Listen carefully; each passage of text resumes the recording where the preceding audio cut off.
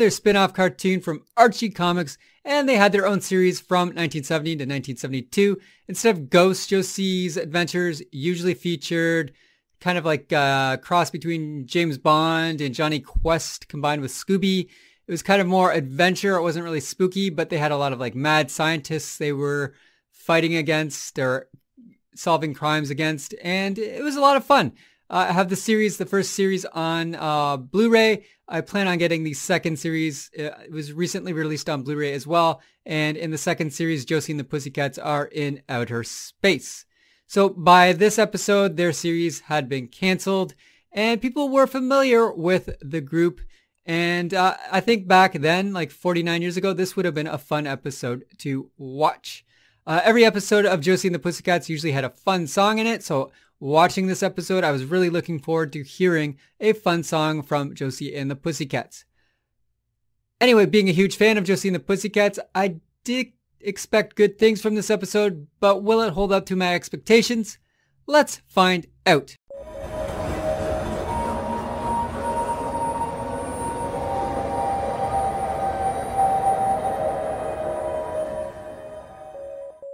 The episode begins with the gang lost on the road in Mark Twain country, and they are on their way to a Mark Twain festival. Wow, Fred, this Mark Twain country is really something.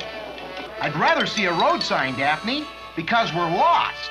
Shaggy is the chief navigator and has taken them on another endless shortcut. While driving, the gang hear a spooky groan and the Mystery Machine gets stuck after falling through a rotten boardwalk board. Stuck in front of an abandoned showboat called the Dixie Queen, the gang decide to go aboard to take cover from an incoming storm. With that groovy old showboat to explore, who cares? I care. That old tub gives me the creeps. Relax, Dad. It's easy to see nobody's been here in years. Well, it sounds like somebody's here now. While boarding the showboat, the gang hear an evil cackle. See? Nobody's here. And run into the gang from Josie and the Pussycats, who are running off the ship. The gang recognize Josie and the Pussycats, who explain they had a show booked on the haunted boat they are on now. Look! Uh-oh, we have company. Hey, look out there! Hey, why don't you watch out where we're going? This is Josie, and these are the Pussycats. Wow! Hey, your group really floors me! Oh, you're Alan. And you're Valerie. Right on. I'm Melody, I think. And I'm Alexandra. Our super booking agent, Alexander, booked us for a gig on a famous showboat. Well, how did I know the Dixie Queen was a junkyard reject and that it was haunted? Captain Canopy, skipper of this craft. And this is my first mate, Johnny Briggs. They also meet Captain Canopy and first mate John Briggs. Captain Canopy explains he hired Josie and the Pussycats so the Dixie Queen can make its triumphant return to the Mississippi. Captain Canopy hears some loose chains rattling and explains it's just Injun Joe, who is a villain from Tom Sawyer. Injun Joe was an escaped convict who dragged a chain from his wrist. It's Injun Joe. Injun Joe? Well, in Mark Twain's story about Tom Sawyer, the villain's name was Injun Joe. Injun Joe was an escaped convict. And he wore a dragging chain around his wrist. Scooby and the gang then run into the ghost, which terrifies them. They also see another ghost called the Ghost of Captain Scavenger, who demands they leave the boat. The ghost of Injun Joe! The ghost of Captain Scavenger, the meanest river pirate that ever ravaged the Mississippi. Avast there, you land-loving mortals. Abandon this vessel now.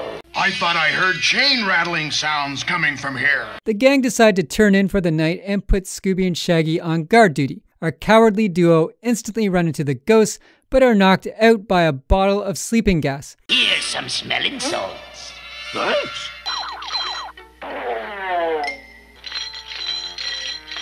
Now to make sure the Dixie Queen never sails again. Alexandria from Josie and the Pussycats suspects it can't be a real ghost, as they wouldn't need sleeping gas to knock someone out. Captain Canopy then swings by and explains the boat is haunted as someone stole his life savings from his safe.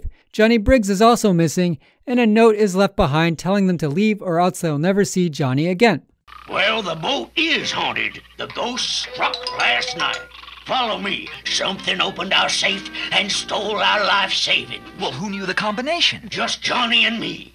And now, with the money gone, the Dixie Queen will never sail again for sure. Worse than that, the ghosts have Johnny. Abandon the Dixie Queen now, or you'll never see Johnny Briggs again.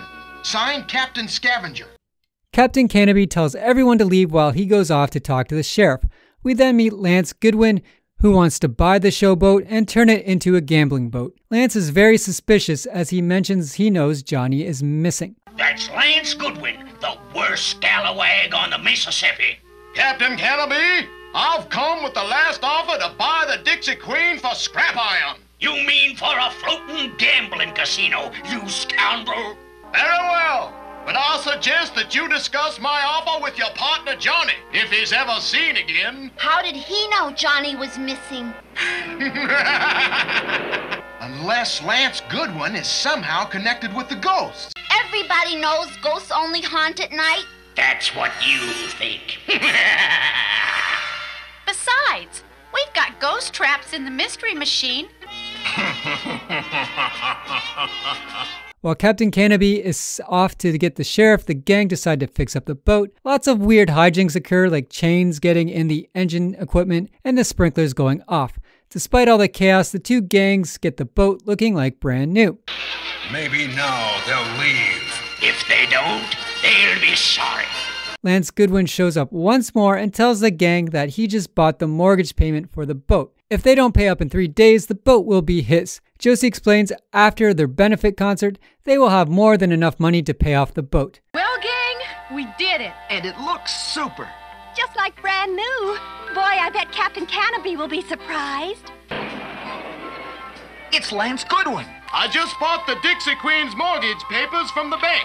They'll come due in 3 days, then the boat will be mine. We're gonna put on a big benefit show to raise money. Listen, pal, we don't give a hoot about any old ghosts. That's right. Young meddlers, you'll pay for this. Lance Goodwin?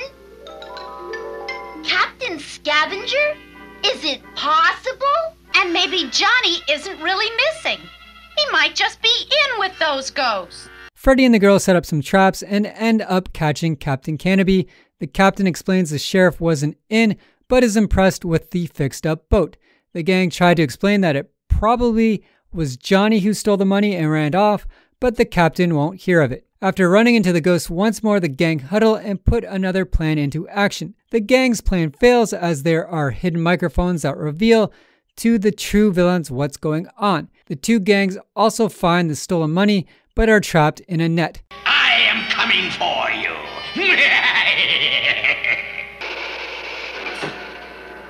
Now that we finally scared those brats away, the ship is ours. Maybe not yet. Listen. Great. Our plan worked. Boy, we sure fooled those ghosts. How about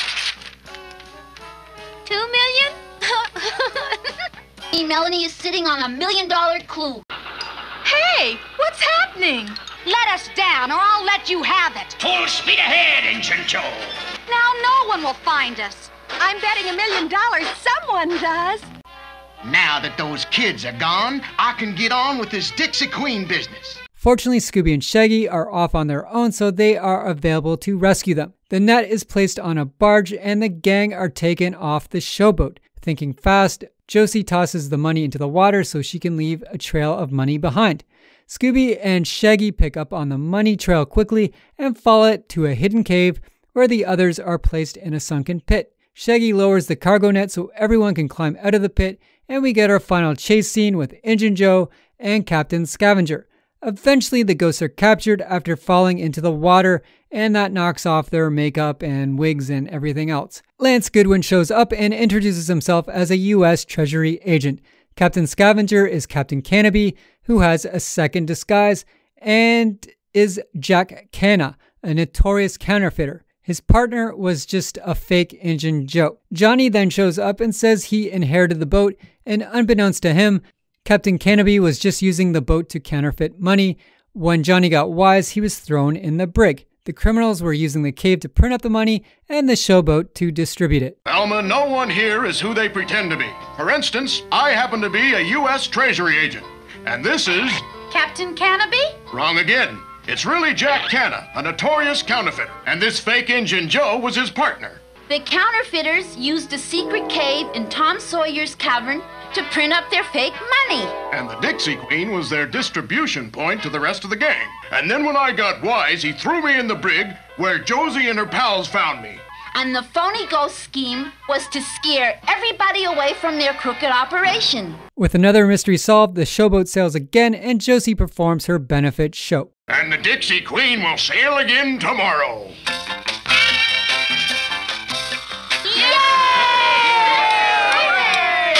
I give this episode a 6.5 out of 10. There wasn't any song. I wanted a song so bad. I was hoping there was going to be a song. No song. Why would you have a Josie and the Pussycats episode without a song? I don't get it. Like, I get it when they had Sonny and Cher on. Maybe Cher and Sonny didn't want to sing. But with this episode, the songs are built in. They could have recycled even an old song and just kind of had them lip sync, but nothing. Instead, we get a really kind of boring episode. And, like, the episode's okay. It's just not that interesting. And the heist, actually, the plot to the heist was kind of cool, but it was also overly complicated. I think they just kind of put too much effort into that. And they should have just delivered the goods with Josie and the Pussycats having a song or two in this episode. Another thing I found confusing with this episode, watching it 49 years later, is that there's just too many characters. Josie's gang has 7 characters when you count the cat and the sidekicks and all that. So you combine 7 characters with 5 characters, with 2 villains, with a whole lot of other nonsense and a whole lot of other characters. You got like 20 characters running around and no one really gets any screen time or really delivers the goods in that aspect either. I mean, Josie herself maybe has 2 lines and Valerie has like maybe 2 lines and Melody has 2 or 3 lines. With so many here, it's hard to tell. And yeah, it's just too much going on and it's just kind of boring. And it's just the ghosts were also kind of lame. Like they gave us Mark Twain themed villains, which who really cares? Maybe you care if you live in America. I live in Canada. I don't really know much about Mark Twain. So it was just kind of like boring to me. But I guess I kind of appreciate that, you know, they probably ran out of ideas at this point. So they're just kind of harkening back to literature. Maybe they're just trying to make it a little bit educational to squeeze past network censors with ghosts. I don't know. But yeah, just kind of boring. Ghosts. Overall, though, it's a decent watch. I'll probably watch this one again. I just didn't love it. I did like the scenes where the gang were fixing up the boat. I thought that kind of montage scene was kind of cool. Reminded me of like the old 80s movies where you'd have like some underdogs trying to fix up their sorority or whatever during a comedy movie.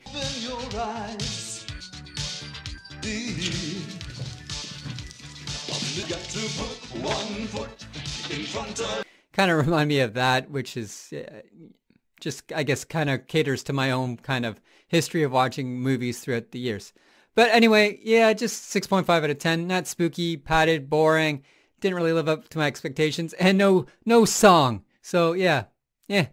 Anyway, I want to thank you again for any likes, views, subscribes, and shares. I just always enjoy seeing people enjoying my videos and seeing my subscribe count going up, seeing the views go up. So thank you once again. Anyway, until next week when we will be covering Mystery in Persia, stay spooky.